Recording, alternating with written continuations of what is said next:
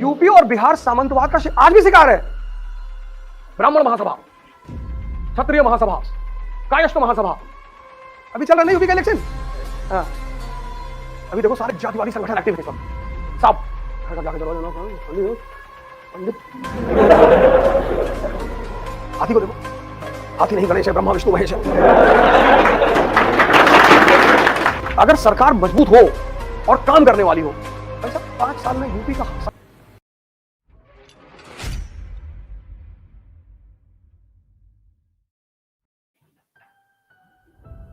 UP की गरीबी की मुख्य वजह बताओ। अब अगर तुमने वो चैप्टर पढ़ा है नेशनल इनकम इकोनॉमी में, primary sector, secondary sector, tertiary sector, अब तुमने एक स्टेट उठाया पंजाब, अब तुमने दूसरा स्टेट उठाया यूपी। तैयारी का मतलब पढ़ना नहीं है, तैयारी का मतलब है कनेक्ट करना। अब तुम दिल्ली से चले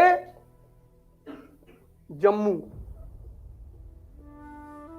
तो दिल्ली से जम्मू के बीच में जितने भी स्टेशन हैं, सोनीपत, पानीपत, लुधियाना, फगवाड़ा, सब इंडस्ट्रियलाइज्ड स्टेशन है।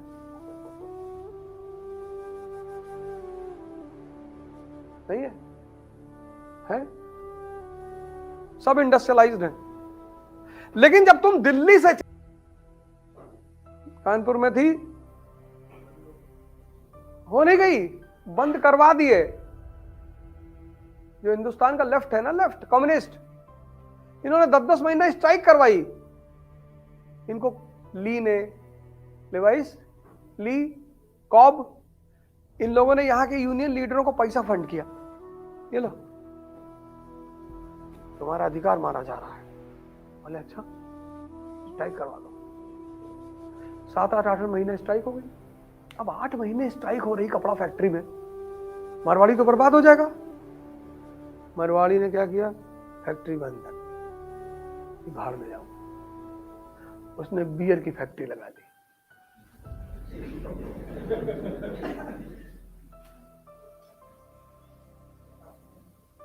उसको तो पैसा कमाने से मतलब है।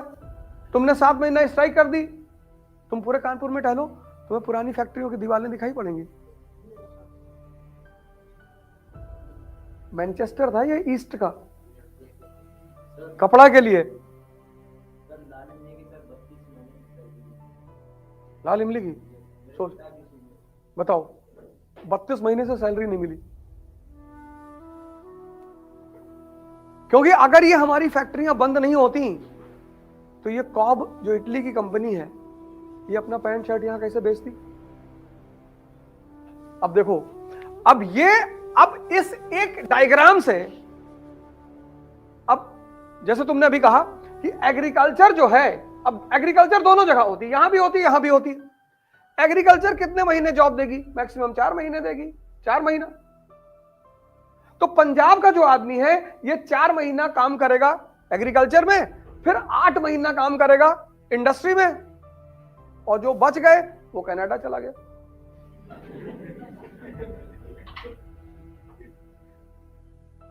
तो अब देखो इससे क्या हुआ, यहां आर्थिक समृद्धि आई। तो जब यहां आर्थिक समृद्धि आई तो यहां औरत की स्वतंत्रता बढ़ी। तुम पंजाब में औरतों की स्थिति देखो कितनी स्ट्रांग है।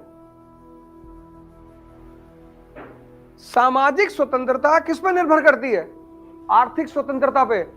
अब तुम यहां का समाज देखो, पंजाब का, यहां का रहन सहन देखो, यहां का वेशभूषा देखो, और फिर तुम यूपी का समाज देखो। अब यहां का आदमी 4 महीने कृषि में काम कर लेगा, 8 महीने महाराष्ट्र चला जाएगा, गुजरात चला जाएगा, पंजाब चला जाएगा। इसीलिए सबसे ज्यादा लेबर की सप्लाई पूरे भारत में पूर्वांचल और बिहार से है।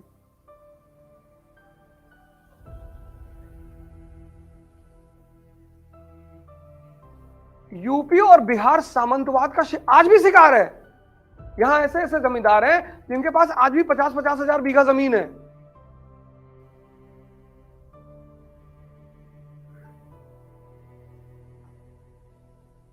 अब जिनके पास 50,000 बीघा जमीन है, वो ब्राह्मण भी है, वो राजपूत भी है, वो मुसलमान भी है,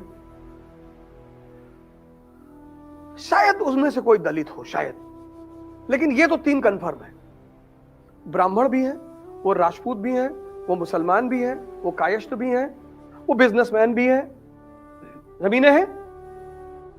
अब इन चारों को यह लगता है कि अगर यूपी का आदमी एक हो गया, हमारी जिम्मेदारी तो गई।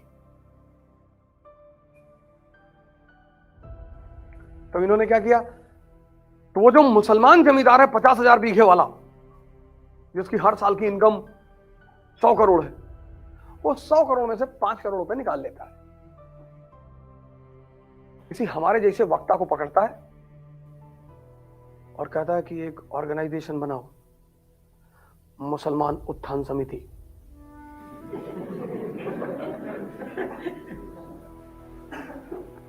बोले जी, और बोले मुसलमानों को बताओ कि ये मंदिर बन रहा है हमारे खिलाफ है।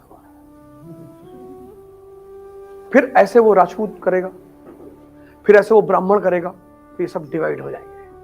जब सब डिवाइड हो जाएंगे तो इनका जो मेन प्रॉब्लम है वो इनकी आंखों के सामने गायब हो जाएगा। भाई नहीं समझे बात को? ब्राह्मण महासभा, क्षत्रिय महासभा, कायस्थ महासभा, अभी चल रहा नहीं यूपी का इलेक्शन। हाँ, अभी देखो सारे जातिवादी संगठन एक्टिव हैं इस वक्त। सब घर घर जाके दरवाजा ना, पंडित पंडित ब्राह्मण का अस्तित्व सिर्फ बहन जी बचा सकती है। कैसे? वो कैसे बचाएंगी? अरे हाथी को देखो, हाथी नहीं गणेश है, ब्रह्मा विष्णु महेश है।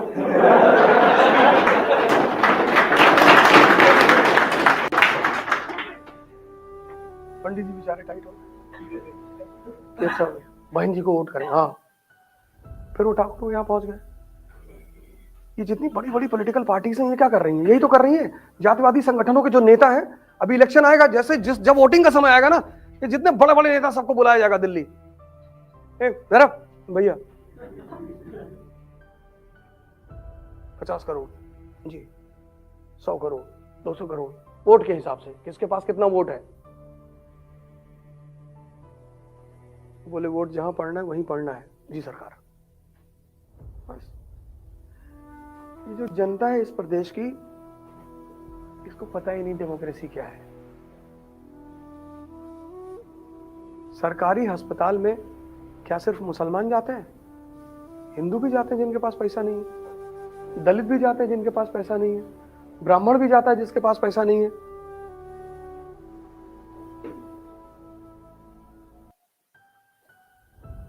है कि नहीं? तो अगर सरकार मजबूत हो और काम करने वाली हो, और सरकार में राम मनोहर लोहिया जैसे नेता हो, शास्त्री जैसे नेता हो, अंबेडकर जैसे नेता हो, भाई साहब 5 साल में यूपी का सारी प्रॉब्लम खत्म हो जाए। राम मनोहर लोहिया की जब डेथ हुई ना, तो उनकी जेब में सिर्फ 10 रुपए थे,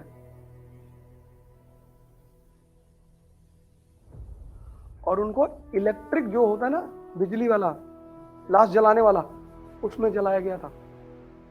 13 रुपया 80 पैसा खर्चा हुआ था।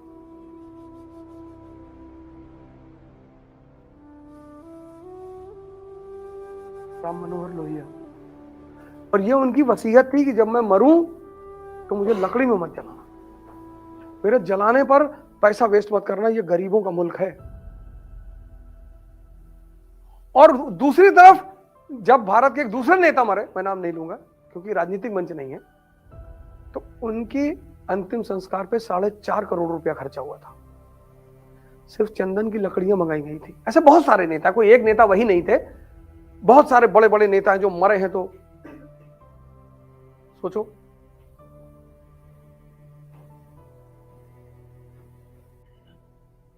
अब ये जो तुम डायग्राम देख रहे हो ना, भारत, ये यूपी में जातिवाद तुम कैसे कंट्रोल करोगे?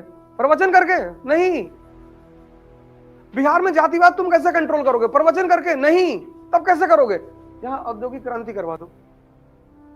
जैसे तुम यहां औद्योगिक क्रांति कराओगे, यहां का सामाजिक संरचना बदल जाएगा, इकोनॉमी बदलेगी।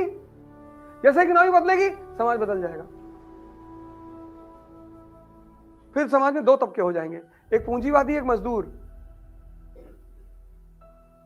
अभी क्या है, अभी सामाजिक संरचना क्या है, अभी यहां ब्राह्मण हैं, दलित हैं, राजपूत हैं, वो पुरानी सामाजिक क्योंकि पुरानी अर्थव्यवस्था है ना। नहीं बात समझ में आ रही? पुरानी अर्थव्यवस्था है। सीरिया में सिविल वॉर चल रहा है, किसके बीच में? शिया और सुन्नी के बीच में। क्यों? क्योंकि वहां औद्योगिक क्रांति नहीं हुई। तो क्योंकि वहां पुरानी अर्थव्यवस्था है, तो वहां पुरानी सामाजिक व्यवस्था भी है। इकोनॉमी और समाज का बहुत गहरा संबंध है। तो धर्म की वजह से झगड़ा नहीं होता, अर्थव्यवस्था की वजह से होता है। वो देखो नेहा राठौर को पूरा फंडामेंटल राइट पर गाना बना दी भोजपुरी। नो, पढ़ी लिखी लड़की है, अनुसूचियों की बात करी थी उसने काफी। पूरे पहली लड़की है जिसने फंडामेंटल राइट को भोजपुरी गाने में बदल दिया, और इतने स्टाइल से गाई है ना, ये चौकीदार बोला के जिम्मेदार बा। अकेली लड़की पूरी यूपी गवर्नमेंट को हिला दी, सब उतर आए। रवि किशन यूपी में सब्बा, तो पापा रख के गए भाई यूपी में सब्बा। उस लड़की पे कमेंट कर, डेमोक्रेसी क्या है भाई? हमें अगर कोई बात नहीं समझ में आ रही, हम बोलेंगे, आप उसका जवाब दो। उस एक लड़की को काउंटर करने के लिए पूरी टीम उतार दी। सोचो, एक लड़की, एक पढ़ी लिखी लड़की, नॉलेजेबल लड़की, गंवार नहीं है कि सिर्फ गाना गा रही है, पढ़ी लिखी है, शिक्षित है, ज्ञान है। पूरा फंडामेंटल राइट तुम सुनो उससे, इतने सरल भाषा में, इतने सरल शब्दों में उसने गाया है। Right to freedom, right to religion, right to expression, सब